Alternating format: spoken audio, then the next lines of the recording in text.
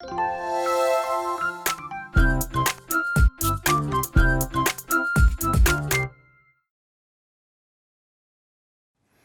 잠시 후 행복한 아침에서는 요즘 발병률이 급증하고 있는 대장암에 대해서 알아보겠습니다. 네, 특히 대장암은 60대 이상에서 발병률이 높다고 하는데요. 오늘 건강 구독을 통해 자세히 알아보시죠. 저희는 광고 보고 다시 돌아올게요.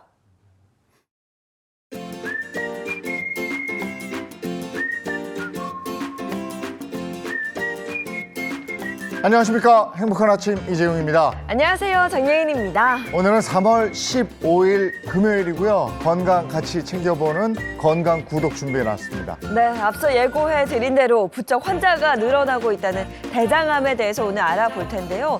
사실 우리나라 사망 원인 1위가 암이라는 거 다들 알고 계실 텐데 대장암 발병률이 급증하고 있다는 사실은 저도 미처 몰랐거든요. 60세 이상 발병률이 그렇게 높다고 그러는데 60세 이상뿐이 아니고요. 요즘 젊은 층에서도 대장암 주의보가 내려져 있습니다. 네. 바로 이것 때문에 대장암이 그렇게 많아지고 있다고 그래요. 네, 이것이 무엇인지 오늘 건강 구독을 통해 자세히 알아보도록 하겠습니다. 자, 금요일의 행복한 아침 본격적으로 시작합니다.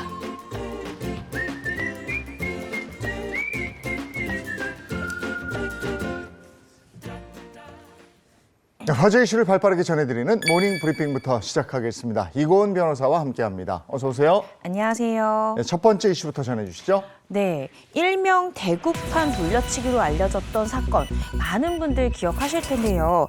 지난해 5월입니다. 이 귀가 중이던 20대 여성의 원룸까지 따라가서 성폭행을 시도하려던 가해자 20대 남성 A씨가 있습니다. 그런데 이 남성이요, 이를 제지하려던 피해 여성의 남자친구까지 살해하려다 미수에 그쳤고 1심에서 중형이 선고되기까지 했는데요. 그런데 이 피고인이 최근 양형부당을 이유로 항소했다라는 것이 알려졌습니다.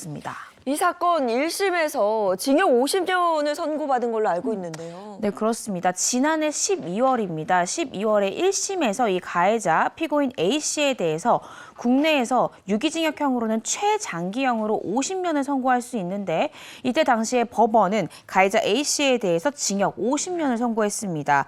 국내 유기징역의 상한선은 30년이지만 가중처벌을 통해서 법적으로는 최대 50년까지 선고할 수 있는데요.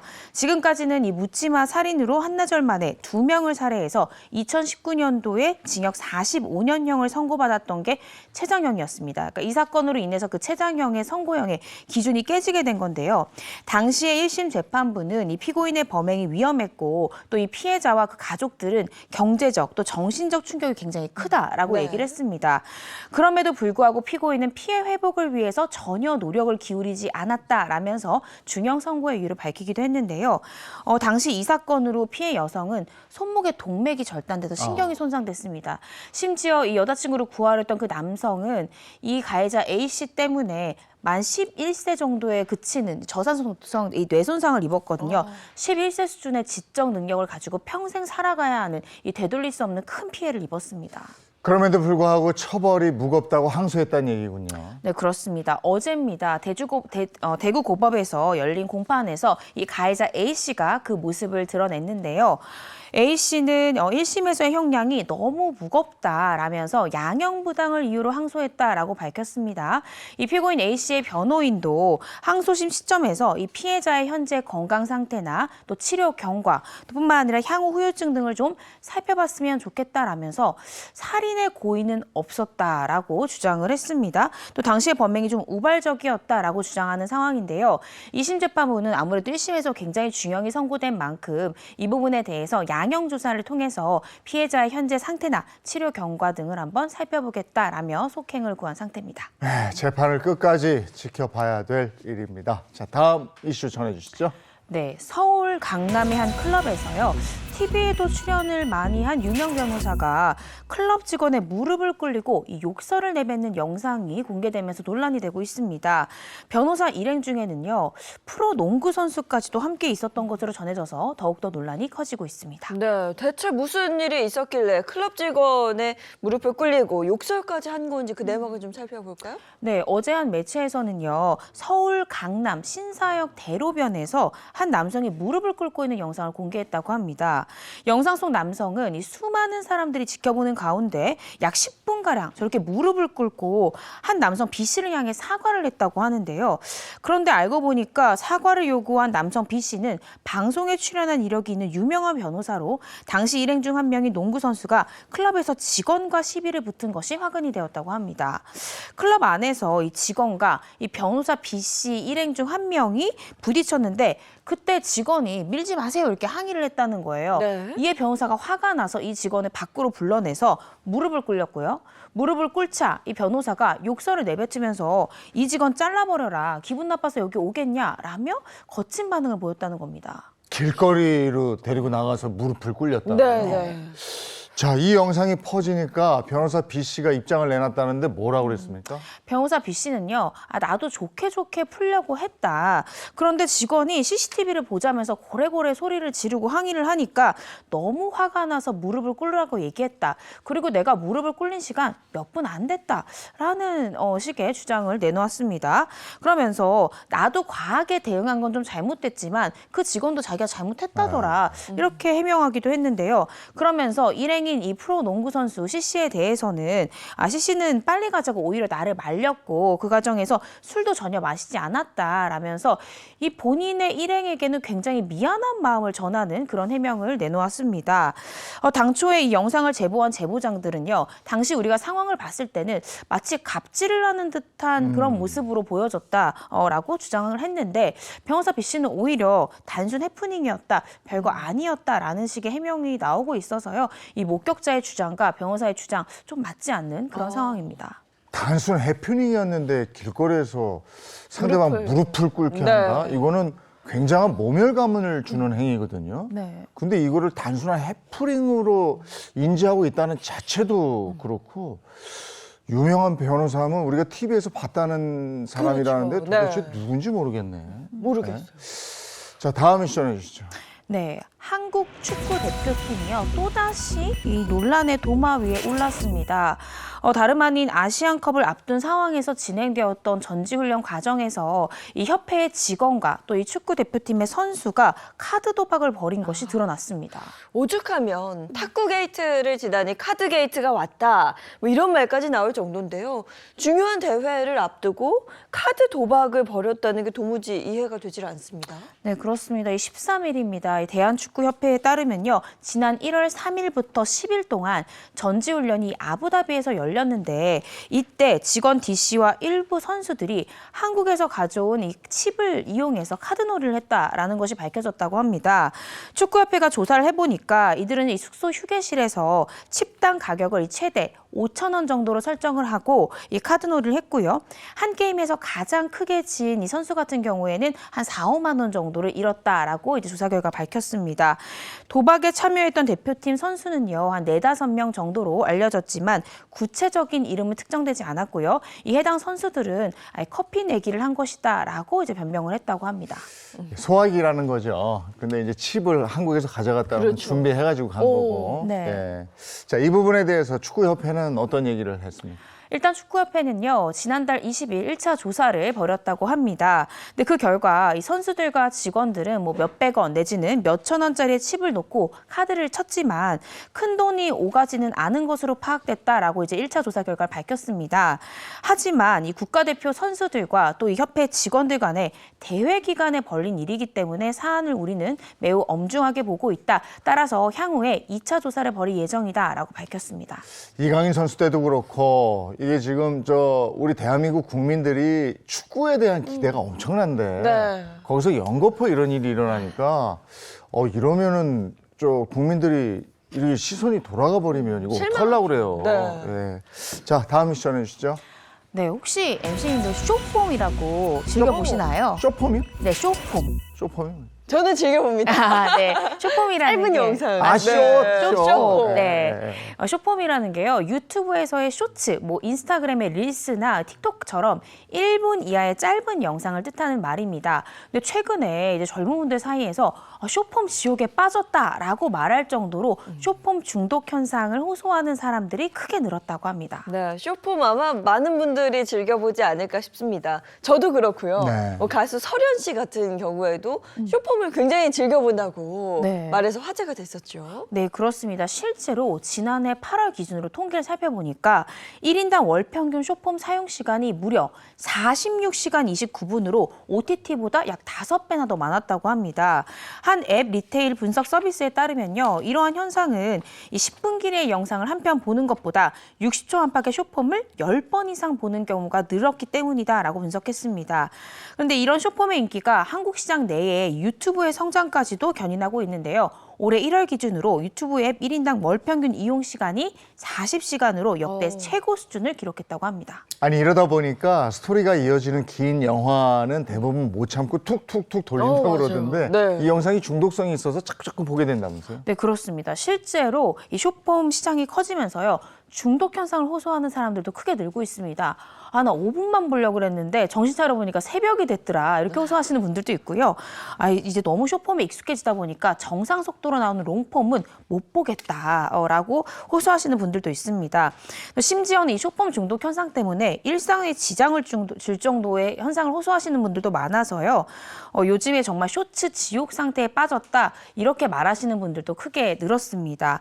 하지만 최근에 저질 영상이나 또 가짜 뉴스를 담은 쇼폼이 많은 데다가 과도한 쇼폼을 사용하실 경우에 주의력에 영향을 줄 수 있다라고 전문가들이 우려하는 만큼 쇼폼을 시청하실 때 좀 주의가 필요할 것 같습니다. 이게 예전에 영화 보면은 영화 다 보기 전에 예고편 빡빡빡 나오는 게 있어요. 네. 그런 식으로 그렇죠. 이제 흥미 위주로 탁탁탁 편집을 해놓은 건데 요즘 문해력 걱정들 많이 하시는데 네. 어린 친구들이나 젊은 친구들이 자꾸 이런 쇼폼을 보게 되니까 스토리가 긴 문장을 이해하는데 상당한 시간이 걸린다고 그래요. 아마 또 꼰대 같은 얘기 했나? 아닙니다. 네. 네, 오늘 모닝 브리핑 여기까지 하겠습니다. 이고은 변호사와 함께했습니다. 고맙습니다. 고맙습니다.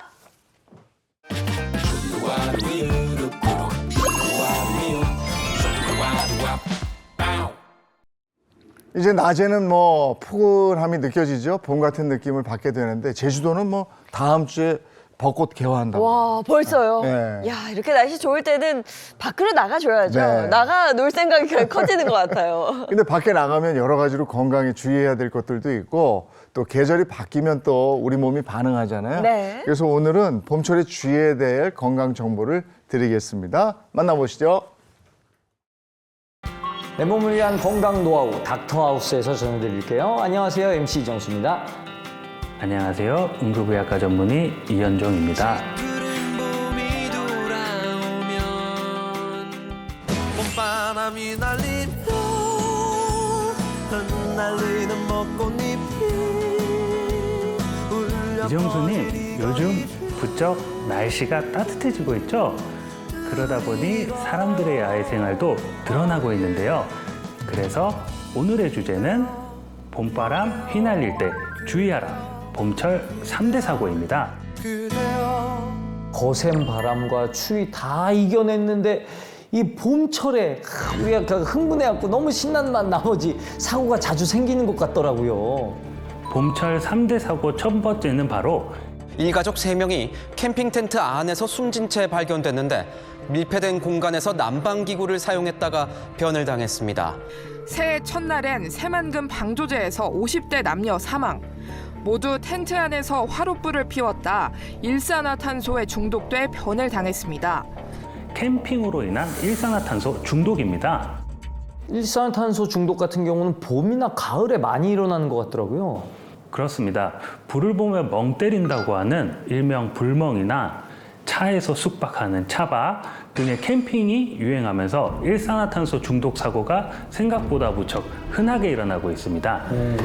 지난 2022년 소방청에서 발표한 자료에 따르면 2019년부터 21년까지 일산화탄소 중독으로 인한 심정지 환자는 모두 27명으로 집계됐죠.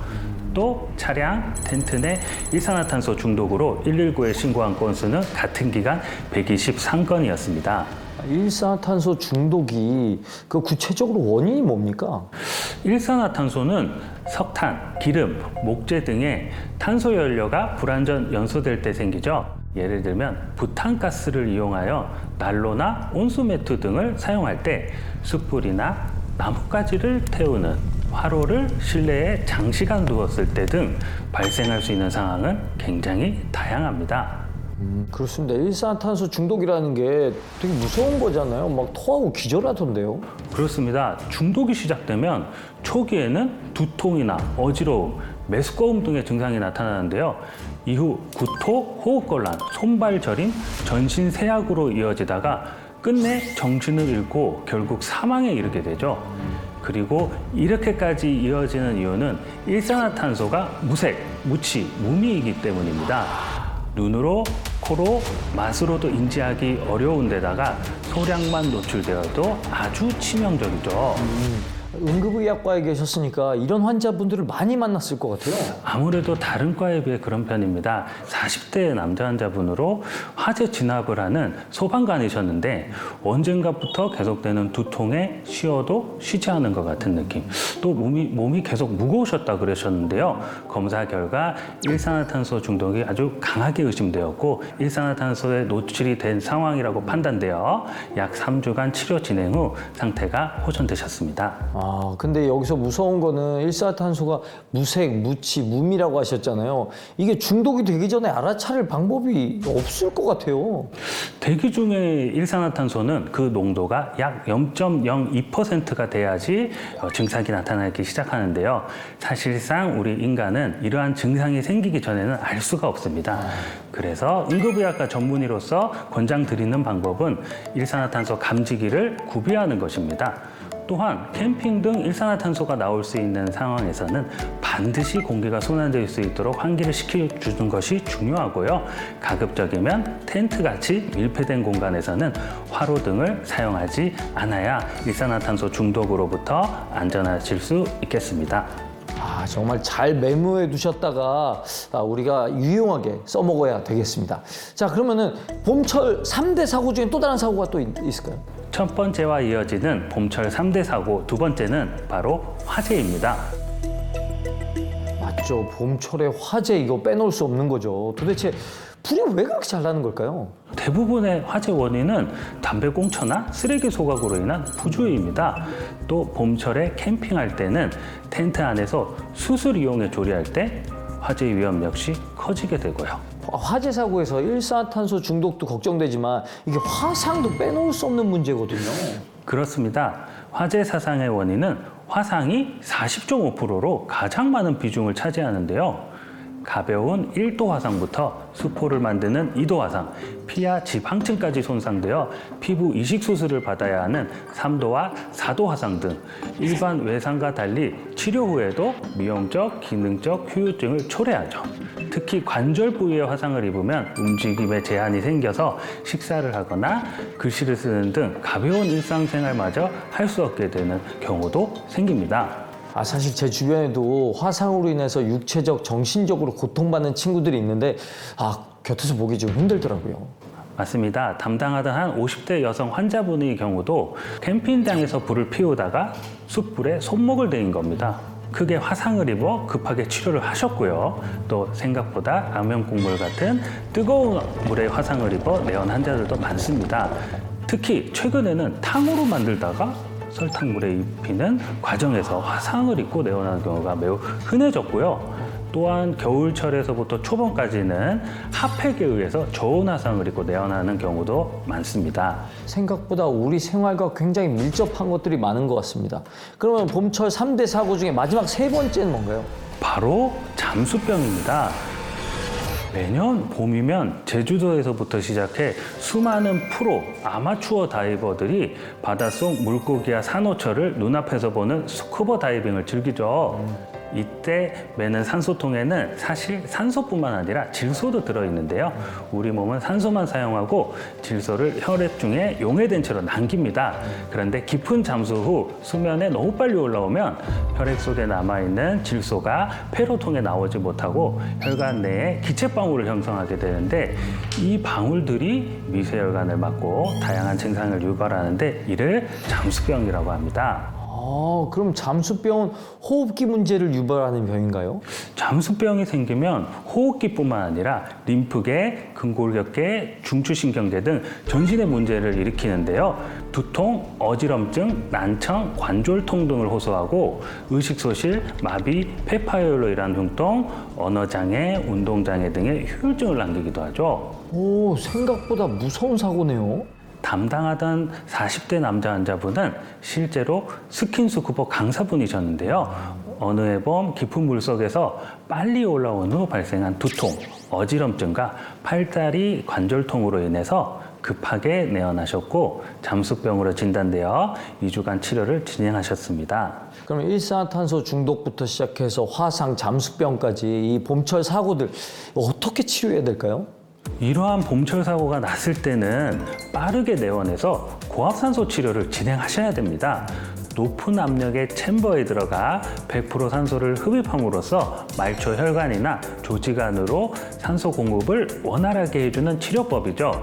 일산화탄소 중독이나 잠수병 등은 몸속에 산소 이외의 기체가 남아서 각종 다양한 증상을 일으키고 몸 밖으로 잘 배출되지 않는데요.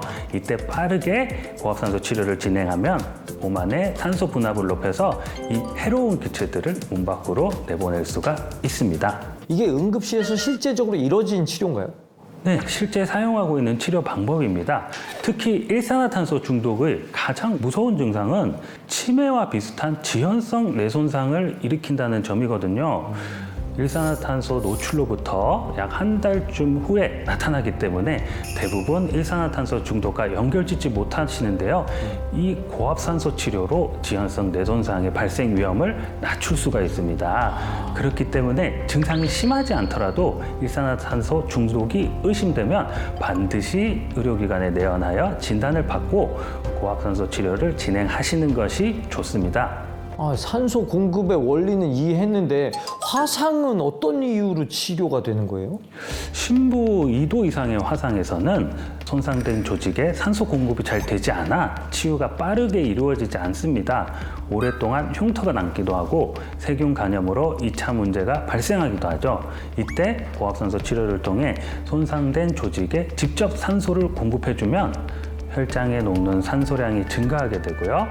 혈관이 막혀 산소가 통과하지 못한 말초 조직과 세포에 산소가 전달되면서 손상된 조직의 회복을 촉진시키는 그러한 원리입니다. 그렇군요. 직업적으로 스킨스쿠버 하시는 분들이나 이제 불을 다루시는 소방관 분들, 그리고 캠핑 좋아하시는 분들은 오늘 영상을 꼭 시청해야 되겠습니다. 듣다 보니까 치료비가 걱정이 되는데요. 너무 걱정하실 필요가 없는 게 고압산소 치료의 경우 저금증에 해당되면 창상, 그러니까 상처 치료의 효과를 인정받아 다양한 질환에서 건강보험을 적용하실 수 있기 때문입니다. 실제로 방사선 치료 후 발생한 부작용, 버거시병, 돌발성 난청이나 식피술, 피판수 후에도 건강보험이 적용됩니다. 마지막으로 선생님, 그 응급의학과 전문의로서 봄철 사고 예방법도 좀 알려주세요. 우선 일산화탄소 중독이나 화재의 위험을 예방하려면 캠핑 난로에 히터 등의 열을 사용하는 기구는 KS마크, Q마크, KC마크 등 안전검사 인증 마크가 있는지 살펴보고 없다면 안전 인증을 받은 제품으로 교체하여 사용하는 것이 조금 더 안전하겠고요. 텐트 등의 시설을 자주 환기해 가스가 체류하지 않도록 해주세요. 또한 잠수병을 예방하려면 정해진 시간 이상의 잠수나 충분한 휴식 없는 반복적인 잠수를 피해야 됩니다. 해수면 올라올 땐 1분에 9m의 속도로 가급적 천천히 상승해야 하며 잠수 전후에 다량의 수분을 섭취하는 것이 잠수병 위험을 줄이는 데 도움이 되겠습니다. 봄철 3대 사고의 정체부터 치료법, 예방법까지 알려주신 이현정 선생님 고맙습니다. 네, 다음 이 시간에도 알찬 정보로 다시 돌아오도록 하겠습니다. 지금까지 닥터하우스 MC 이정수였습니다.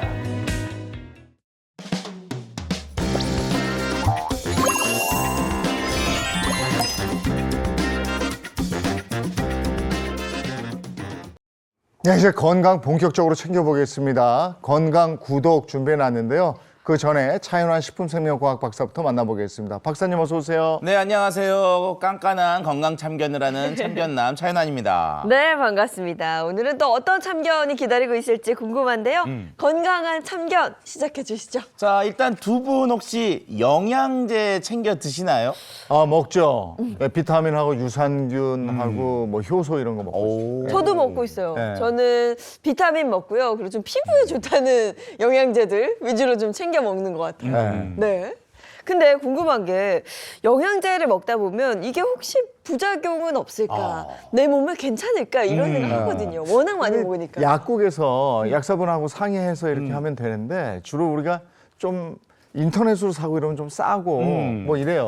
그렇죠. 그래서 그렇게 구매하니까 잘 모르겠어요, 성분 같은 거. 네, 맞습니다. 자, 우리가 일반적으로 영양제 그러면 저도 어렸을 때 눈병 앓았을 때 안과 선생님이 영양제 하나 챙겨 같이 먹여야 될 것 같습니다 해가지고 아플 때나 챙겨 먹는 게 영양제였거든요. 그리고 영양제 그러면 비타민이나 무기질 같은 것만 얘기했는데 최근에는 건강기능식품까지도 영양제의 일부로 인식하는 경우들이 좀 많습니다. 이러다 보니까 상당히 많은 분들이 챙겨 먹고 궁금한 것이 많을 수밖에 없는데요. 조사를 해봤더니요. 우리나라 국민 약 44.9%가 거의 절반에 가까운 비율의 사람들이 영양제를 챙겨 먹고 있는 것으로 조사가 됐습니다. 조금 세부적으로 봤더니 남자, 여자 중에 누가 더 많이 먹느냐 봤더니 여성의 섭취가 더 높은 것으로 나타났고요. 그리고 규칙적으로 드시는 분들의 경우에서 얼마나 많이 먹고 있느냐 봤더니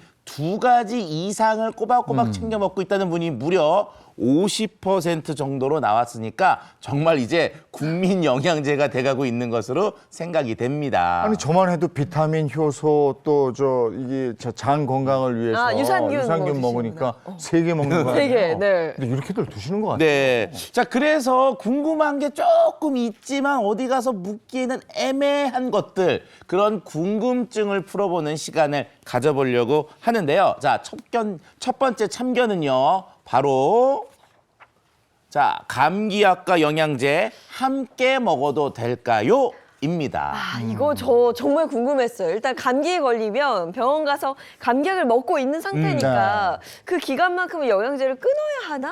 이런 생각을 했다가도 뭔가 영양이 좀 많이 들어와야 그렇죠. 빨리 나을 수 있을 것 같아서 또 함께 먹기도 하거든요. 예, 맞아요. 우리가 일단 감기 같은 거 걸리면 잘 먹어야 된다. 그러니까 영양제 굳이 끊지 않고 잘 먹어야 되지 않을까 생각을 하는데 일단은 원칙적으로는 감기약을 드실 때는 잠깐 영양제를 쉬어야 되는 필요성이 있기는 합니다. 그 이유는 감기약과 영양제가 서로 상호작용을 해서 어떤 영향을 끼칠지 조금 좀 이제 의심해야 되는 그런 경우가 있는데요. 자, 일단 감기는요, 대부분 이 바이러스에 의해서 발생이 되는 질병이고요. 그리고 우리가 그것들을 토대로 해서 감기약은 대부분 해열 진통제, 항히스타민제 이런 것들이 들어가는 경우가 많습니다.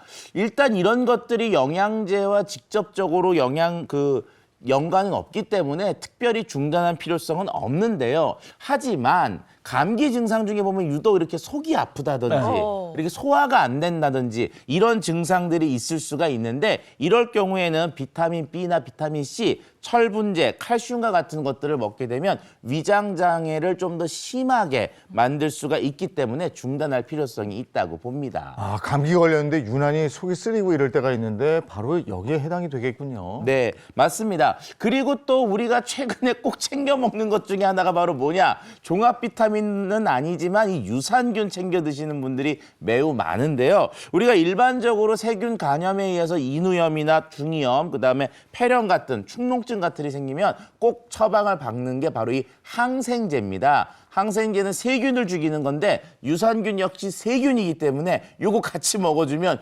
유산균이 항생제에 의해서 죽을 수가 있거든요. 그러면 그만큼 효과가 떨어지기 때문에 감기약과 유산균은 시간차를 두고 복용하시는 것이 더 더욱 좋을 것 같습니다. 아울러 비타민 C와 항생제를 한꺼번에 드시면 이것들이 역시 또 속쓰림을 유발할 수가 있기 때문에 이것도 시간을 두고 드시는 것이 필요합니다. 네, 요즘 환절기라 뭐 감기 걸리신 분들 굉장히 많을 텐데 감기약과 영양제 함께 섭취할 때는 주의가 필요합니다.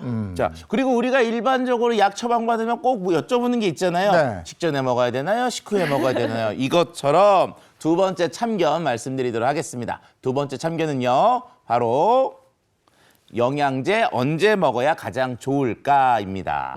저는 먹을 때 아침, 점심, 유산균이랑 공복에 먹고 네. 다른 건 아침, 점심, 저녁 중에 밥 먹고 바로 그냥 먹어버려요. 오, 이게 안 좋은 건가? 잘하고 계신 것 같은데. 그렇죠. 우리가 일단 먹을 때 편의에 따라서 자기 스타일대로 먹는 부분들이 많이 있긴 있어요. 어쨌든 약이다 보니까 영양제도 약이다 보니까 한꺼번에 너무 많이 먹으면 상호작용이 있기 때문에 한꺼번에 많이 먹는 것보다는 나눠서 먹는 게 조금 더 좋다는 말씀을 드리고 싶고요. 자, 일단 이제 흔하게 먹는 방법 중에 이 비타민 C 드실 때 물 대신에 이 오렌지 주스 같은 거 섭취하시면 더 좋다. 이런 얘기들이 있긴 하거든요. 물론 비타민 C의 섭취에는 도움이 될 수가 있으나 공복 시에 이렇게 먹게 되면요. 속 쓰림이나 속 울렁거림 같은 것들을 유발할 수가 있습니다. 즉 위장장애 증상이 있으니까 비타민 C는 오렌지 주스 말고 물하고 함께 드시는 것이 좋고요. 가급적 식후에 드시는 것을 권하고 싶습니다. 아, 근데 이걸 식전, 식후 이렇게 나눠서 일일이 챙기려고 하면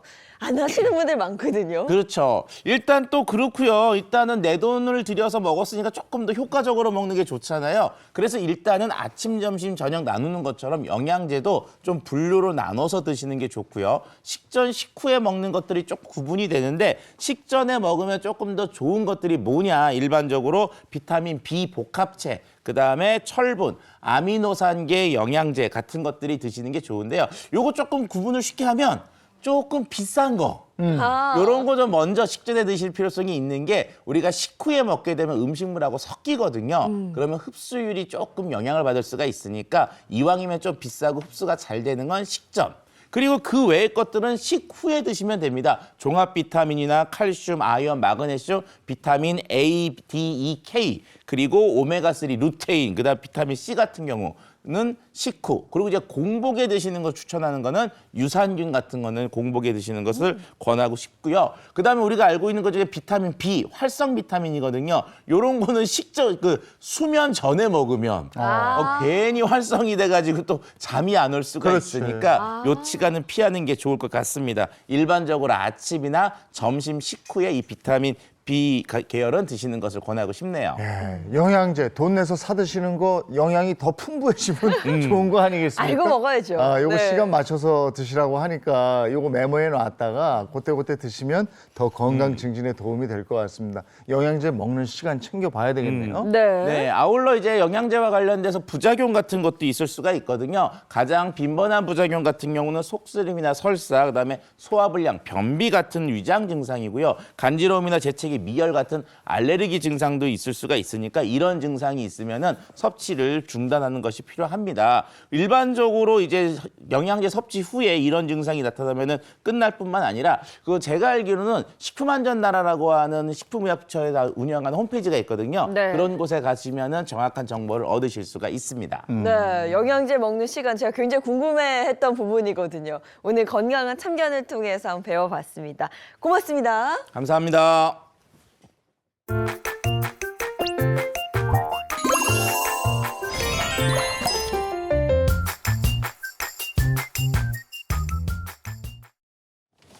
건강에 도움이 되려고 먹는 영양제니까 제대로 영양분이 쭉쭉 흡수되게끔 해야 되는데 네. 그게 또 시간, 타이밍이 중요했어요. 네, 맞습니다. 예. 그냥 영양제를 먹는 게 아니라 적당한 시간, 제대로 된 시간에 알고 먹는 게 네. 영양을 더 풍부하게 한다고 하니까요. 내가 먹는 영양제 언제 먹으면 좋을지 꼼꼼하게 따져보시면 좋을 것 같습니다. 네, 이제 바로 건강 구독 시작하겠습니다. 네, 건강 구독. 본격적인 토크에 앞서서 함께할 주치의 선생님들 소개해드리겠습니다.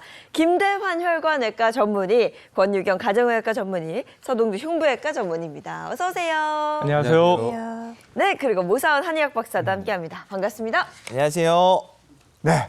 앞서 얘기한 대로 오늘은 대장암에 대한 얘기를 할 텐데요. 대장암에 대한 얘기를 방송에서도 얘기하고 이러는 분들이 있어요. 그죠? 네, 맞습니다. 대표적으로 몇 분 이제 언급을 해보자면 축구 왕제 펠레 선수가 이 대장암 투병 중 82세 나이로 별세했고요. 그리고 오은영 박사도 40대 대장암을 진단받았다고 네. 전해지고 있습니다. 그리고 개그맨 이상훈 씨도 대장암 투병 사실을 털어놨었죠. 네. 네. 이상훈 씨가 재작년이에요 벌써. 아니 어제 나온 것 같은데. 네. 세월은 저 빠른데 어쨌든 이상훈 씨가 그때 나와서 한 얘기가 있는데 한번 들어볼까요 다시? 저는 어떻게 된 겁니까? 중병에 걸린 건가요? 장난스럽게 물어봤는데 네, 몸속에 지금 암세포가 있고. 아이고. 그래서 그 다음 날 가서 내시경을 하면서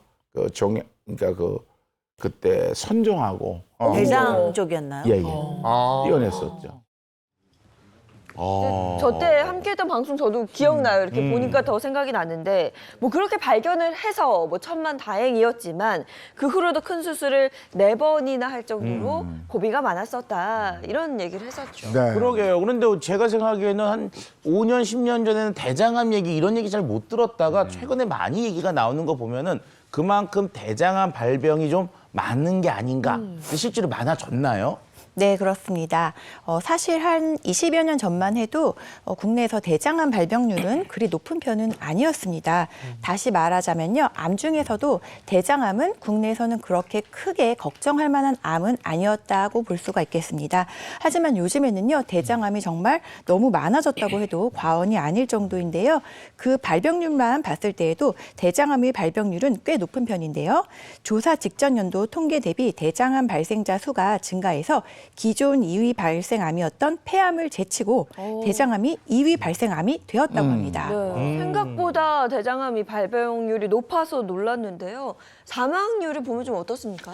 네, 사망률 역시 큰 변동이 있는데요. 2022년 통계청 발표에 의하면 전 세계, 그러니까 대한민국 4명 중에 한 분이 이제 암으로 사망하시고 그 중에 암 중에 대장암이 바로 3위입니다. 1위는 폐암이고요. 네. 2위는 간암, 3위는 대장암인데 통계청에서 1983년 사망 원인 통계를 발표한 이래 2016년 처음으로 대장암 사망률이 그 위암 사망률을 앞질렀다고 합니다. 아니 위암은 워낙 오래전부터 중요하다 그래서 우리가 위암 그 위내시경은 그래도 조금 잘 봤는데 이 대장 내시경 받으려면 그 뭘 자꾸 먹고 하다 보니까 그게 힘들어서 받기 진짜 어렵거든요. 네, 그렇습니다. 뭘 계속 먹어야 되고 또 사실 좀 부끄러운 부분도 있기 부끄럽기도 때문에 하고. 사실 아무래도 이 위 내시경에 비해서 이 대장 내시경에 대한 약간 막연한 두려움들이 많습니다. 실제로 아무래도 검사 전에 이 검사 때문에 사실 먹으면 안 되는 음식들도 있고요. 장 청소약이라고 불리는 이 장 청결제를 복용하는 것도 매우 힘들었습니다. 그런데 요즘에는요, 이 장 청결제 자체도 알약 형태도 있고요. 복용량이나 맛도 예전보다 개선됐기 때문에 너무 염려는 안 하셔도 될 것 같습니다. 또 아무래도 이 대장암, 뭐 다른 암들도 비슷하지만 초기 1기에 발견된 경우에는요, 완치율이 굉장히 높기 때문에 무엇보다도 이 조기 진단이 필요하기 때문에 이 대장 내시경은 좀 받아보셨으면 좋겠습니다. 대장암 하면 두려움이 크고 검사할 때도 힘들고 해서 네. 그냥 두려움만 가지고 있었는데 조기에 발견하면 완치율이 높다고 하니까 이거 꼭 챙겨야 되겠어요. 네, 맞습니다. 우리 조기 발견을 하기 위해서라도 대장 내시경을 좀 꾸준히 받아주시는 게 너무 중요하겠는데요. 그 이유가 이 대장암은요, 정상 조직이었다가 용종이었다가 암으로 발전이 되는데 용종에서 암으로 발전되는 데까지 3에서 한 8년 정도가 걸립니다. 저희가 못해도 대장 내시경을 4년에 한 번씩 받으라고 하잖아요. 그러면 이 중간에 딱 걸리기 때문에 우리 조기 발견하고 그럼 치료가 가능한 거예요. 대부분 처음 발견됐을 때 1기에서 3기이신 분들이 한 75%가량 됩니다. 이럴 때는 근치적인 절제술이 가능하고, 근데 안타깝게도 2기, 3기가 딱 넘어가면은 이 중에 한 50% 정도는 재발이 돼서 사망을 한다고 하니까 1기에 발견해서 빨리 치료할 수 있도록 좀 자주 받아주시는 게 좋을 것 같습니다. 네. 사실 저는 아직 30대 젊은이여서 아직 대장 내시경 생각은 안 해봤는데 주변에서 이제 들어보면 위내시경은 꼭 해야 된다는 말을 많이 들었었는데 대장 내시경은 잘 못 들었거든요. 네, 아무래도 그러셨을 것 같은데요. 사실 대장암은 한 불과 20-30년 전만 해도요. 서양인이 암이다라고 불릴 정도로 국내에서는 그렇게 흔한 암은 아니었습니다. 하지만요, 그 수가 급증하였습니다. 그래서 2018년에만 해도요, 우리나라 국내 발병률이요, 전 세계적으로 볼 때 2위, 네, 두 번째나 될 정도로 매우 빠른 속도로 증가했다고 볼 수가 있는데요. 이는요, 대장암이 그만큼 이제는 조기 발견이 중요한 시기다라고 볼 수가 있고요. 그리고 대장암을 이렇게 조기에 발견하기 위한 가장 효과적인 방법, 그러니까 대장 내시경을 그만큼 잘 해야겠다라는 것을 시사합니다. 그런데 우리가 일반적으로 꼭 여쭙고 싶은 게 있는데 그럼 도대체 대장암 그 검사 얼마나 자주 해야 되는 거예요, 이거? 네, 그거는 그때그때 다르다라고밖에 말씀드릴 수가 없겠는데요. 일단 우리나라 국내 건강보험공단에서 권고하는 사항은요.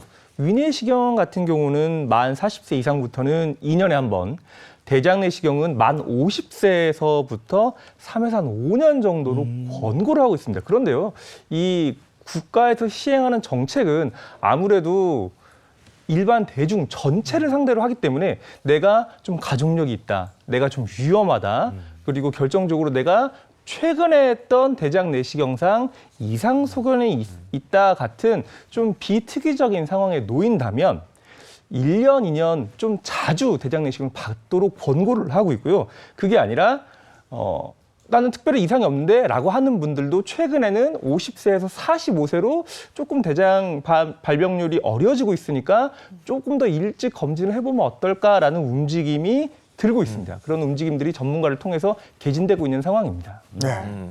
자, 그럼 이제 본격적으로 오늘의 주제, 뭐 대장암을 얘기하기로 했으니까 네. 조금 더 좁혀서 주제 확인해 보시죠.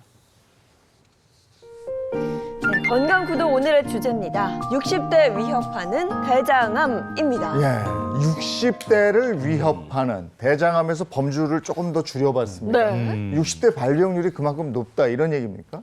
네, 그렇습니다. 실제로 지난 2021년을 기준으로 이 대장암으로 진료받은 환자 수를 한번 살펴봤습니다. 그랬더니 이 환자 수가 50대부터 이 급격하게 증가해서요. 이 60대에서는 전체 약 이 30.6%에 달하는 걸 알 수 있습니다. 이는 성별을 살펴봐도 각 연령대 중에서도 60대에 가장 많은 수치, 남성은 약 29%, 여성은 16%에 달하는 환자가 이 대장암으로 진료를 받은 걸 확인할 수 있었습니다. 아니 그럼 저게 이제 성별에 상관없이 나이가 딱 60대가 되면 대장암 발병률이 이렇게 확 올라간다는 얘기인데 이유가 뭐예요, 그게? 일단은 대장암은요, 사실 성별 나이 다 불문하고요. 한 해에 약 3만 3천 명가량이 지금 쏟아져 나온다라고 표현을 할 정도로 한 해에. 엄청나게 많은 환자 수를 이제 보유를 하고 있는데요. 안타깝게도 원인을 알 수가 없습니다.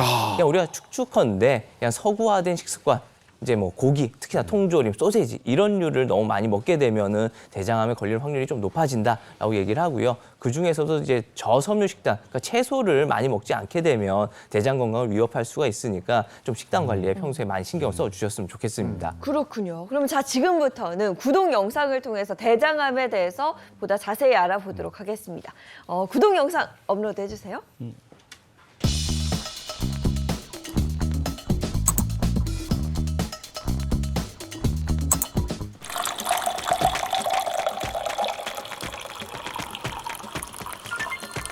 탄산음.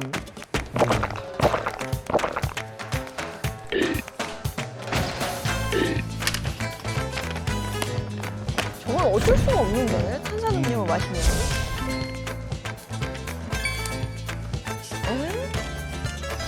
대장암을 신호요? 네, 전조 증상이 없어서 더 위험한 대장암, 그 조기에 파악할 수 있는 방법을 좀 알려주실 것 같은데. 네. 근데 트림을 좀 했다고 대장암을 의심해요? 사실 뭐 트림과 대장암이 무슨 연관성이 있을까 좀 의아하게 생각하실 수 있을 것 같은데요. 사실 뭐 트림이나 방귀와 같은 이렇게 가스가 몸에서 배출되는 현상은 아주 생리적인 현상이고 누구나 매일매일 겪을 수 있는 현상이기도 합니다. 하지만 만약에 이런 증상이 갑자기 너무 증가했다. 그리고 이런 증상으로 너무 불편하다 하는 일이 갑작스럽게 발생을 했다면 혹시 대장암 때문은 아닐까 하는 생각을 한 번 정도는 해보시고 검사를 받아보시는 것이 좋겠습니다. 아, 그러니까 평소와 다르게 횟수가 좀 늘었다 하면 혹시 그런가 하고 눈여겨볼 필요가 있다는 말씀이신 거죠? 네, 그렇습니다. 최근에 영국 매체 데일리 메일의 보도에 따르면요. 잦은 트림 증상을 겪은 뒤에 대장암 3기 진단을 받은 20대 여성에 대한 보도를 하기도 했었는데요. 이 여성은 약혼자와 함께 휴가를 보내던 중에 하루에 5번에서 10번 이상 많은 트림을 했다고 합니다. 하지만 트림은 누구나 하는 것이기 때문에 처음에는 이상하게 여기지는 못했다고 합니다. 그렇죠. 아무래도 트림 나오고 그러면 아니면 밥을 많이 먹었나 이런 걱정하지 그거 자체가 문제가 된다고 생각하는 사람 거의 없을 거거든요. 근데 이분 아마 그 이후에 별 그 대책을 세우지 않은 거죠. 네, 이 스토리를 조금 더 자세히 들어보면 재밌는 부분이 좀 있습니다. 우리가 일상생활에서 나도 겪을 수 있는 건데요. 무슨 말이냐면 이분이 마침 이때쯤 약혼식을 준비하는 중이라 굉장히 정신이 없었대요. 우리가 큰일을 닥치면 내 생활 리듬이 좀 깨지면서 화장실을 그렇게 며칠 동안 못 갔다는 거예요. 나중에 알았대요.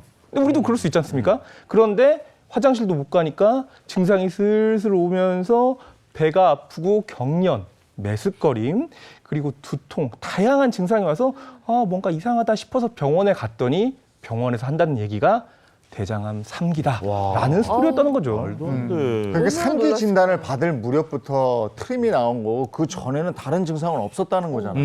네, 그렇습니다. 특히 이제 이 전문가들 중에서는요, 이 잦은 트림이 특히 이제 젊은 환자들, 젊은 대장암 환자에게서 잘 나타나는 증상이라고 말을 하기도 합니다. 그런데 뭐 이런 것들이 자기 흔하진 않지만 이 과도한 트림이나 혹은 이 소화기 문제가 발생한다면 이 대장암을 비롯해서 위암이나 이 식도암 같은 위장관 질환이 생기는 이 암의 가능성도 있다는 거죠. 그래서 지속적인 트림이나 혹은 뭐 식욕 부진, 뭐 의도치 않은 사실 체중 감소, 그리고 속쓰림이나 구토나 구역 같은 증상들이 있거나 조금만 먹어도 배가 부른다 이런 증상들이 동반된다고 하면 내 몸 상태, 위장관 질환이 있는지 체크를 해보실 필요가 있습니다. 네. 트림 말고도 혹시 좀 알 수 있는 신호가 더 있다면 뭐가 있을까요? 아무래도 뭐 평소 치질이 있었다거나 변비가 있었던 사람들 이런 사람들은 이제 신호가 바로바로 오질 않잖아요. 평소에도 내가 장이 건강이 안 좋았으니까 이게 대장암일 리가 없어 이렇게들 생각을 하면서 방치를 하기 때문에 위험해지는 경우들이 많이 있는데요. 영국에서는 이런 일도 있었습니다. 이제 산모가 이제 출산을 하고 계속 혈변을 봤던 거예요. 근데 대부분 뭐 애 낳고 나서는 뭐 치질이 생길 수도 있고 피해 볼 수도 있잖아 하면서 방치를 하게 된 겁니다. 근데 이러다가 이게 좀 기간이 길어지니까 좀 메스꺼움도 생기고 두통도 생기고 다른 증상들이 있어서 병원을 갔더니 그때는 이미 대장암 4기 진단을 받게 됐고요. 이로 인해서 사망에 이르기까지 했다고 합니다. 이야, 아니 그런데 지금 솔직히 치질은요 사무실에서 근무하는 분들 같은 경우도 다들 약간씩 증상 있다고 하는 경우 많거든요. 그럼 여기서 치질하고 대장암하고 이게 어떤 증상적 차이가 있는지 요거 설명 꼭 필요합니다. 네, 항문 출혈이 있을 때 아무래도 대장암보다는 치질을 많이 의심을 하게 되죠. 네. 수치로만 봐도 그렇습니다. 사실 항문 출혈이 90% 이상은 바로 대장암이 아닌 치질 때문이기 때문에 그런 생각을 하게 되는 것인데요. 사실 치질과 대장암은 이런 항문 출혈에 있어서 증상이 매우 유사하기 때문에 이런 증상만 봐서는 구별하기가 매우 힘이 듭니다. 그런데요, 출혈이 생겼을 때 치질 같은 경우에는 아무래도 출혈이 생겨서 바로 떨어지기 때문에 그 색깔이 좀 선명한 붉은색을 띠기가 쉽고요. 하지만 이제 대장암 같은 경우에는 위치에 따라 다른데 항문에서 가까우면은 약간 붉은색에 가까울 수도 있지만 먼 곳에서 만약에 출혈이 일어나면은 시간이 밖에 배출되는데 시간도 걸릴 거고 하다 보면 산화가 되겠죠. 그러다 보면 색깔이 검붉은색을 띠기가 쉽습니다. 그리고 점액이 섞일 수도 있고요. 하지만 대장학문학회의 조사 결과를 보면요. 대장암으로 진단된 환자의 항문 출혈 색깔을 봤을 때 선홍색은 71%였는데 검붉은색, 갈색, 흑색이 29%였다고 합니다. 혹여 대장 앞쪽에 있다고 해도요. 무조건 색깔이 검붉은색인 게 아니라요. 만약에 출혈량이 많다라고 하면은 출혈량이 많으면 아무래도 빨리 배출이 되겠죠. 그러니까 차마 산화되지 못하고 아주 선홍색을 띤 색깔로 출혈이 될 수 있다는 것입니다. 한마디로 말해서 색깔만 봤을 때는 우리가 구분을 할 수 없다. 네, 라고 볼 수 있습니다. 선생님, 근데 이렇게 들으니까 너무 무서워요. 대장암 의심 증상 좀 알려주세요. 네, 그래서 이 대장암 의심 증상에 대한 자가진단법을 준비를 했는데요. 좀 더 구체적으로 제가 대장암 의심 증상들을 좀 살펴보겠습니다. 네. 이 변비나 설사가 나타나거나 평소보다 이 변을 보는 횟수가 줄었다. 빈혈 증상이 생겼다. 검붉은색의 혈변을 본다. 변에서 심한 악취가 난다. 혹은 끈끈한 점액변을 본다. 또는 토끼똥처럼 잘게 갈라지는 변을 본다. 체중이 감소한다 등이 있습니다. 이게 몇 가지 해당되는 게 있으면 좀 의심을 해보셔야 되는데 네. 저도 한두 가지 있는데 뒤에 체중이 감소한다. 이건 아니기 때문에 체중이 늘어나기 때문에 이건 아닌가 보다. 예. 그리고 아까 트림 나오는 거 있잖아요. 저도 위에 이상이 있었잖아요. 네. 그때 트림을 굉장히 많이 했어요. 그러니까 트림이 평소보다 심하다 하면 진짜 네. 병원에 가보셔야 돼요. 그거는 확실합니다. 자, 그러면 대장암을 부를 수 있는 생활 습관이 또 있을 거 아니에요. 네네. 그런 습관에 대해서 좀 알아보도록 하죠, 이번에는. 자, 화면 보시죠. 자, 대장암을 부르는 위험한 습관입니다. 참지 마세요. 모닝똥. 너무 그대로 읽었나요? 모닝변. 근데 그러고 보니까 아침에 뭔가 이렇게 신호가 오는 경우가 있습니다. 근데 아침에 특히 막 씻고 챙겨서 나가기 바빠서 참고 가는 경우가 많거든요. 그렇죠? 네, 많습니다. 사실 현대인들은 바쁘다는 이유로 이런 배변 욕구를 참고 지내는 경우가 참 많은데요. 하지만 우리 몸은요, 아침 식사 후에 가장 강한 배변 욕구를 느낀다고 합니다. 그렇기 때문에 이 욕구를 그냥 무시만 하는 것은 안 될 일입니다. 자꾸 아침 배변 욕구를 참고 무시하고 지나가다 보면은요, 나중에는 이런 배변 욕구가 너무 억제가 되면서 욕구 자체를 잘 못 느끼는 지경에 올 수도 있다고 합니다. 아니 지금 이렇게 너무나 이게 예쁘게 얘기하신가 그런데 내가 변을 보고 싶은데도 그 욕구가 없으면 그게 계속 차 있는 거잖아요, 속에. 그럼 대장에 무리가 가진 않습니까, 그거? 네, 맞습니다. 대장에 무리가 가는 건 당연한 얘기고요. 대장암을 얘기하고 있는데 실은 변 자체가 걷은 균으로 이루어져 있기 때문에 굉장히 많은 균이 대장벽에 자극을 일으키면서 어느 정도 암을 좀 유발하지 않냐라는 의견도 있기 때문에 적절한 건강한 배변 습관은 굉장히 중요한데요. 우리가 밤새 소화된 음식이 대장에서 수분까지 흡수가 된 다음에 직장에 머물러서 아침에 나가는 게 생리적인 흐름이기 때문에 아침에 적절한 시간을 좀 만드셔서 건강한 배변 습관을 꼭 챙기시는 게 중요하겠습니다. 시간을 만들어야 되니까 다른 거 없잖아요. 아침에 조금 일찍 일어나셔서 한 10분만 일찍 일어나셔서 네. 아침 식사도 좀 하시고 모닝 배변도 좀 하시고 이렇게 하면 좋을 것 같습니다. 다음 위험한 습관 한번 볼게요. 자, 다음 습관입니다. 대장암을 부르는 위험한 습관. 변기에 오래 있지 마세요.입니다. 이거 정말 위험할 것 같아서 뭐 휴대전화나 잡지 이런 거 들고 들어가면 안 된다고 하잖아요. 그렇죠? 네, 아마 많은 분들이 알고 계실 겁니다. 근데 하지만 아직도 배변하실 때 화장실에 오래 앉아 계시는 분들이 계시는데요. 뭐 배변 볼 때 그냥 심심하다고 거기 뭐 잡지나 혹은 신문 보시든지 혹은 이 스마트폰 보시다가 어떤 경우 간혹 종종 1시간 넘게 화장실에 앉아 계시는 경우들이 계십니다. 하지만 배변 시에는요, 꼭 10분 이내에 사실 배변을 마치고 나오셔야 됩니다. 네. 저도 이게 버릇이 됐어요. 옛날부터 신문 보던 버릇이 돼가지고. 네, 맞아요. 요즘에는 방송할 때 대본 가지고 들어오면 그렇게 잘 보여, 이게. 그래서 그걸 해요. 안 돼요. 이거 습관인데 이게 안 좋은 습관이네. 네, 그렇습니다. 이게 습관이라 바꾸기는 힘들지만 우리 몸의 이 장 건강을 위해서는 좀 바꾸실 필요가 있으신데요. 이렇게 변기에 오래 앉아 계시게 되면요, 우리가 치질이라고 불리는 이 치액이 심해질 수도 있고요. 이게 더 진행되다 보면 나중에는 직장 탈출증이 생길 수도 있습니다. 혹은 이로 인해서 직장에 궤양이 발생하거나 혹은 점막이 부으면서 혈변이나 잔변감 혹은 이 대변 배출 등의 여러 증상들이 나타나서 또 악화될 수가 있기 때문에 가급적이면 이 배변 시간은 10분 이내로 유지하는 습관을 꼭 기르시는 게 좋습니다. 우리가 고쳐야 될 나쁜 습관 저희가 알아봤고요. 이번에는 뭐든지 하여간 운동을 통해서 해결하는 습관도 괜찮은 것 같아요. 네. 과하지 않은 운동으로 대장암을 예방하면 좋을 것 같아서 운동은 역시 서동주 선생님. 뭐 고정이죠. 네. 고정입니다. 네. 나와서 한번 해보시죠. 네, 네. 네. 오늘은 이재호 아나운서와 네. 운동 선생님, 손 선생님이 앞에서 한번 해보도록 하겠습니다. 맞아요. 모사원 선생님 하면 좀 이상해. 아니 다른 것도 그렇지만 네네. 이 대장 쪽은 또 운동이 중요한 모양이죠. 맞습니다. 당연히 운동이 사실 뭐든 다 네. 건강이 중요하지만 장 건강에도 굉장히 중요한데요. 우리가 그 이유가 있습니다. 대장암의 경우에는 우리가 장의 연동 운동이 잘 되어야 우리 배변 활동이 잘 되면서 우리 몸에 노폐물이 쌓이지 않는 것이죠. 그러면서 사실 장에 이 음식물이 머무는 시간을 단축시킬 수 있고요. 그것뿐만 아니라 우리가 아까 김대환 선생님께서 이 변 자체는 독성 물질, 균덩어리라고 했잖아요. 이런 독성 물질이 사실은 장에 쌓여서 장을 자극하는 시간을 좀 최소화할 수 있겠죠. 뿐만 아니라 이 운동을 함으로써 염증을 억제하는 호르몬이나 혹은 사이토카인 등의 이 분비를 좀 억제할 수 있기 때문에 이 장 건강에 훨씬 도움을 줄 수 있습니다. 그럼 어떤 운동을 좀 해보면 좋을까요? 네, 오늘은 먼저 워밍업 두 동작을 먼저 배워보고요. 워밍업이 있어요. 네, 그다음에 본 동작을 먼저 배워보도록 하겠습니다.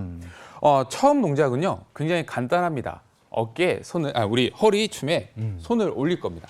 손을 올리고요, 골반을 돌려주시는 거예요. 이렇게? 네, 돌려주세요. 이렇게. 간단하네요. 간단합니다. 뭐 옛날에 허리 네. 운동이네. 네, 네, 허리 맞습니다. 운동. 왼쪽으로 돌려주시고 네.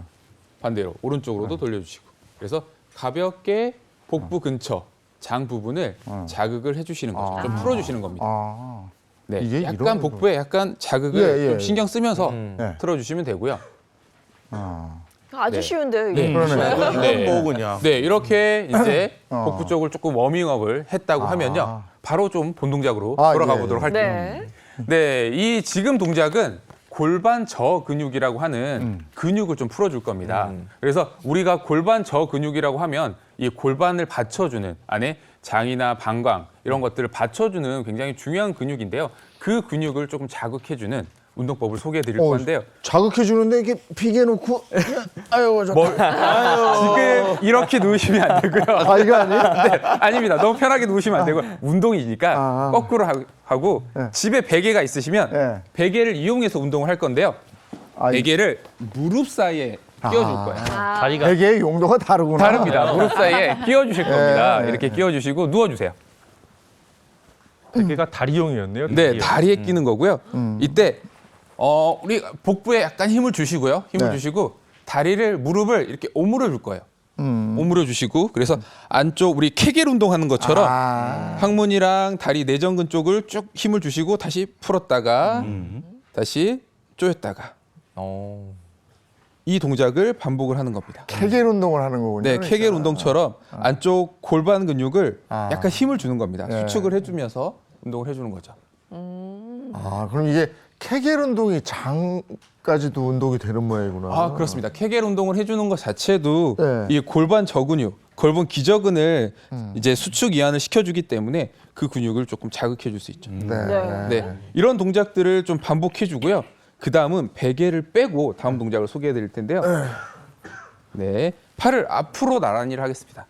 앞으로 나란히 하면서 골반에 약간 우리 복부에 힘을 조금 주고요. 수축을 준 상태에서 쭉 올려줄 거예요. 너무 많이 올리지 않으셔도 되고요. 골반 아래쪽이 또 힘이 가해진다라는 정도만 해주시면 되고요. 다시 내려오시고 호흡을 내쉬면서 다시 올라오고. 윗배가 운동이 많이 돼요. 네네. 복부를 조금 이번에는 자극을 해주는 거죠. 힘들어 보이는데. 네. 너무 많이 올리시면 이게 복근을 자극하고 복압이 올라갈 수 있기 때문에 약간 무릎이 닿는다 이 정도만 생각하시고 하시면 됩니다. 무릎에 손이 닿겠다라고 생각하시면서 이런 동작을 반복해 주시면 될 것 같습니다. 이게 되게 쉬워 보이는데. 여기 자극이 가요. 네. 그러니까 복부를 그냥 자극하는 거구나. 그렇죠. 집에서 틈틈이 그냥 침대나 아니면 소파에 누워서 이런 동작들을 해주시면 좋을 것 같아요. 케겔 운동도 그렇고 네, 이렇게 그렇죠. 복부를 자극하는 운동. 네, 그렇습니다. 그럼 좀 화장실 좀 갔다 올게요. 자, 저희가 준비한 또 구독 영상이 있으니까 그거 보고 계속 얘기 나누죠.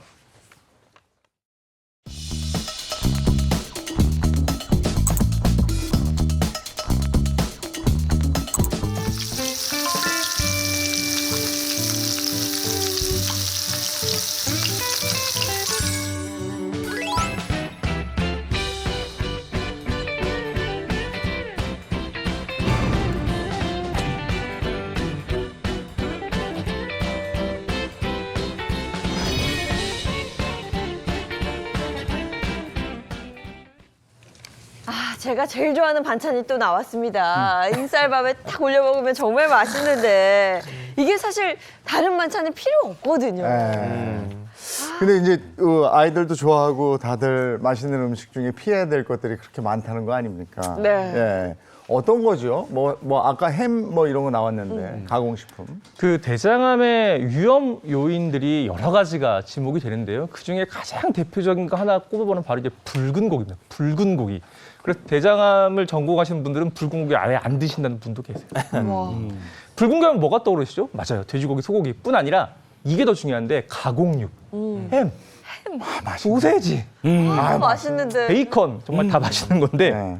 국가암정보센터에 따르면요, 이 가공육에서 사용되는 이 그러니까 아질산염은 실제적으로 직접적으로 암의 발병 원인이 될 뿐 아니라 이런 붉은 고기들을 강력한 화로로 온도로 굽죠. 그러면 표면에 직접 발암 물질이 발생합니다. 그렇기 때문에 이런 음식들을 주의하는 게 필요한데요. 음식은 또 죄가 없죠. 그거를 많이 먹고 자주 먹는 이 생활 습관이 잘못된 거라서 양과 빈도를 좀 조절을 하시는 게 필요하겠습니다. 아니 그래도 요즘 회식 나가면은요 그 대패 삼겹살 같은 거 먹으면은 그냥 자글자글 구워 먹으면 얼마나 맛있는데요 그게. 아 몸에 안 좋은 건 알지만 그래도 피할 수는 없습니다. 네, 듣기만 해도 입에 군침이 도는데요. 표현을 너무 잘하셔가지고. 네, 그렇습니다. 정말 불에 지글지글 구워서 뜨거울 때 먹는 이 고기는요, 정말 맛있죠. 다른 반찬이 없어도 밥 한 그릇을 다 비울 수 있을 정도로 밥 도둑이라고 할 수 있겠습니다. 하지만 대장암의 위험을 높이는 최악의 식습관 또한 기름진 이런 고기나 가공육을 불에 구워서 채소 없이 먹는 습관이라고 할 수가 있겠습니다. 사실 고기를 구워 먹을 때요, 상추쌈으로 먹고 그리고 마늘이나 파를 곁들여서 많이 드시잖아요. 물론 맛도 맛이지만 또 탄 고기라든지 여기 들어있는 이런 발암 물질들이 우리 몸속에서요, 대장의 장벽에 직접 닿는 것을 아무래도 희석시켜 줄 수가 있겠죠. 그러면 암 발생 위험을 줄여줄 수가 있기 때문인데요. 또 설포라펜 성분이 많은 배추나 브로콜리 그리고 양배추 같은 성분들도요, 대장암의 위험을 감소시킬 수 있는 성분이 되겠습니다. 그렇군요. 대장암 예방을 위한 식습관 또 어떤 것들이 있을까요? 네, 앞서 뭐 이제 우리가 피하라고 하는 건 다 말씀드렸고 또 이 A님 MC님이 요걸 좀 좋아한다고 하셨는데요. 사실 이게 새참 생각하시면 되거든요. 네. 중요한 건 새참 안에 있는 막걸리는 절대 아닙니다. 네, 막걸리 빼고 그 안에 정답이 있습니다. 아니 새참 하면은 우리가 옛날에 영화 보면 새참 먹고 혀 그러면 이제 딱 가면은 밥이 있고 뭐 김치 있고 뭐 이런데 이런 건가요? 얼마나 맛있겠다. 근데 거기 새참에서 매정하게 막걸리 빼라고. 맞아. 그 시원하게 한 사발 하는 맛이 정말 그거 얼마나 맛있네. 참 야박하시네. 근데 그 가공식품 말고 그러면 자연식품 먹으면 된다. 이런 말씀이신가요? 네, 이 대장암이 우리가 서구식 식습관을 하면서 유병률이 증가했지 않습니까? 그럼 반대로 생각하면 우리 한국적인 식사를 하면 건강해질 수 있지 않을까라는 생각을 할 수 있는데 바로 이 조합입니다. 요 조합 뚜껑 한번 열어보시면 보리밥 풋고추. 보리밥과 된장. 풋고추. 네. 네. 아니 저거 요즘에도 보리밥 아니고 보리밥은 뭐 먹으면 좋은데 깡보리밥은 요즘 그렇고 네. 그냥 물 말아서 시원하게 해서 풋고추 톡 찍어서 먹으면 그게 그러면 네, 괜찮다는 거 아니에요 지금? 맞습니다. 이 건강한 한국식 식사의 뭐랄까요, 상징 같은 메뉴가 나왔는데요. 좀 풋고추는 이 알싸한 매운맛이 좀 이렇게 좀 적어서 좀 먹기 좀 편하죠.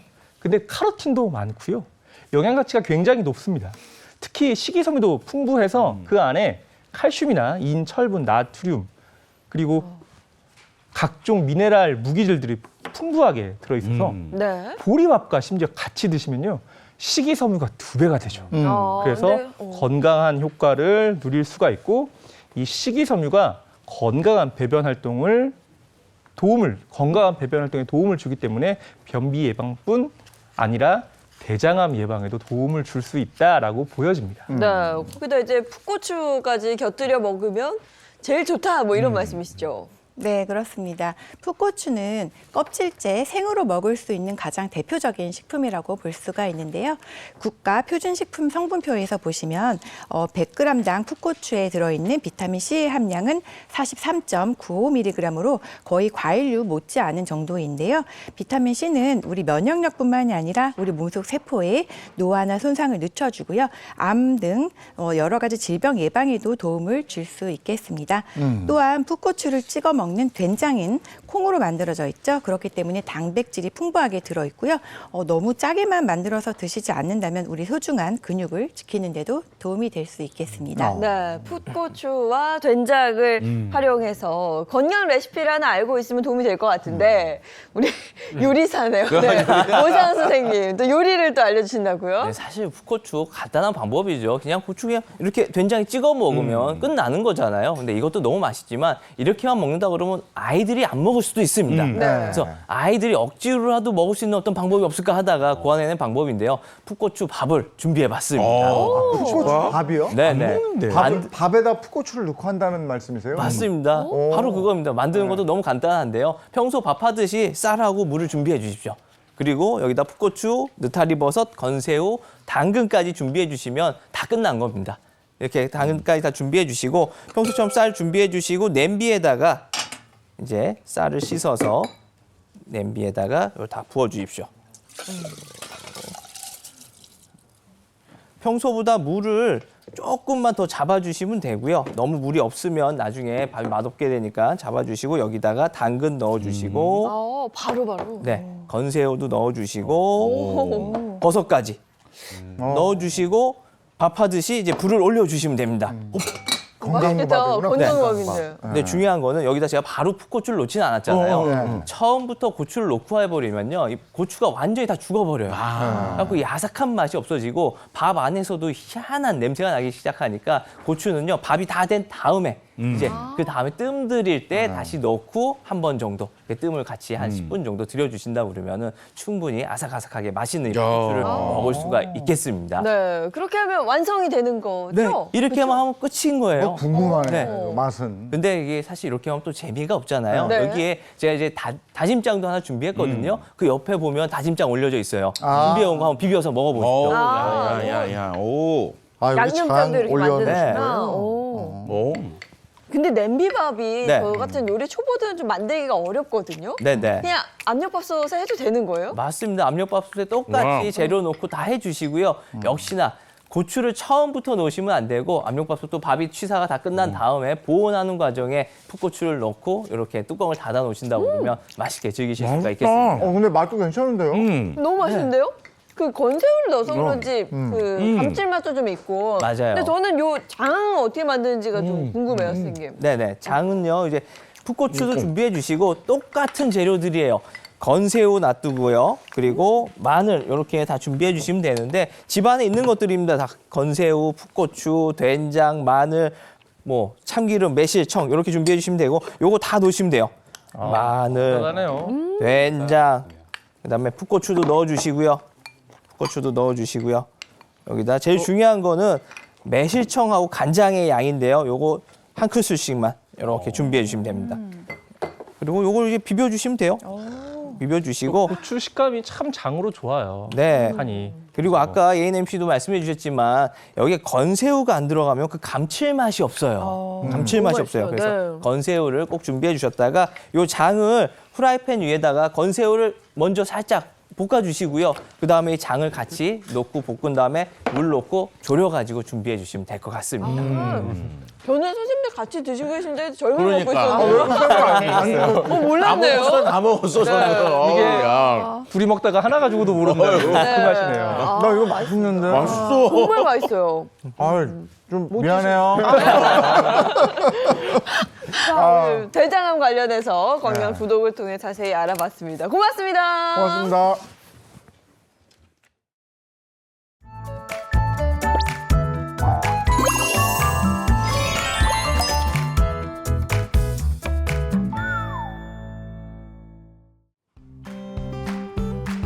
안녕하세요. 마재현입니다. 서해상에서 바다 안개가 유입됐습니다. 오늘 서해안을 중심으로 안개가 짙겠는데요. 다리 근처에서는 가시거리가 더 짧겠습니다. 오늘 출근하실 때 교통안전에 유의하시기 바랍니다. 오늘도 먼지 때문에 하늘빛이 탁하겠습니다. 현재 중부를 중심으로 나쁨 단계를 보이고 있고요. 남부지방도 일시적으로 먼지 농도가 치솟겠습니다. 나가실 때 마스크 챙겨주시기 바랍니다. 오늘도 고기압의 영향으로 전국이 맑겠습니다. 한낮에는 기온이 크게 오르겠는데요. 강릉 22도, 대구 20도 등 20도를 넘는 곳도 있겠습니다. 일교차가 큰 만큼 옷차림에 신경 써주시기 바랍니다. 현재 동해안은 대기가 무척 건조합니다. 바람도 강하게 불고 있는데요. 보시는 것처럼 건조특보와 강풍특보가 동시에 발효 중입니다. 불이 나지 않도록 신경을 써주셔야겠습니다. 주말에는 곳곳에 비 예보가 들어 있습니다. 토요일에는 남부에, 일요일에는 중부에 비가 오겠고요. 비가 그치고 나면 날이 반짝 쌀쌀해집니다. 건강 잘 챙겨주시기 바랍니다.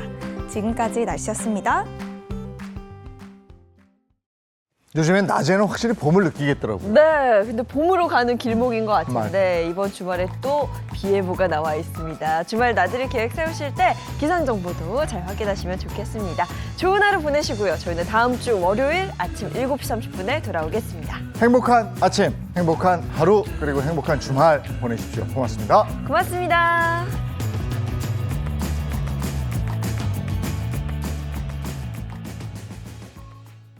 채널 A